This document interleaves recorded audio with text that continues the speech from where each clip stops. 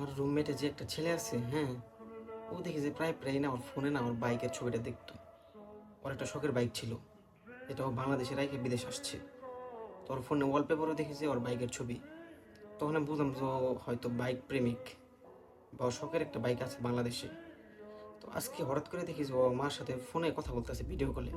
তো সামনে আবার ঈদ, কিছুদিন পরে ঈদ। তো ওর মার সাথে কথা বলতেছে, কথা বল মাঝখানে না হঠাৎ করে দেখি যে ও কান্না করতেছে।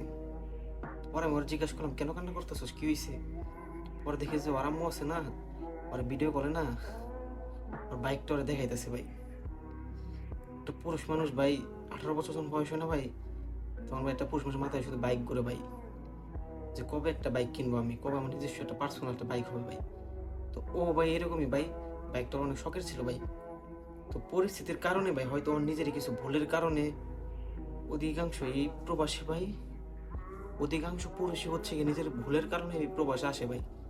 তো ও সেম এরকম একটা কিছু একটা ভুল করছে, যে ভুলের কারণে আজকে ওর শখের বাইকটা রেখে বিদেশ আসতে হয়েছে। দেখছি ভিডিও কলে না ওর বাইকটা দেখে না ভাই, ও কান্না করে দিছে ভাই। মানে ওর কান্না দেখে না ভাই আমি আর নিজের কন্ট্রোল রাখতে পারি নাই। পরে ওরে না আমি জড়াই দিলে না, বলছে ভাই দেখ, কিছু পাইতে হলে ভাই কিছু হারাইতে হবে ভাই, চুজ করে লাভ নাই। ওর মাও দিয়ে দেখা দেখে কান্না করতেছে, ও আসছে নতুন, বেশি দিন হয় নাই, 20-25 দিন হবে হয়তো। তো ওর শখের বাইকটা রেখে আসছে ভাই। তো বুঝলাম যে একটা পুরুষ ভাই নারীর থেকে অন্য একটা গাড়ির প্রেমে পড়ে আরো বেশি। একটা গাড়ি না, একটা পুরুষ একটা গাড়ির অনেক ভালোবাসে ভাই।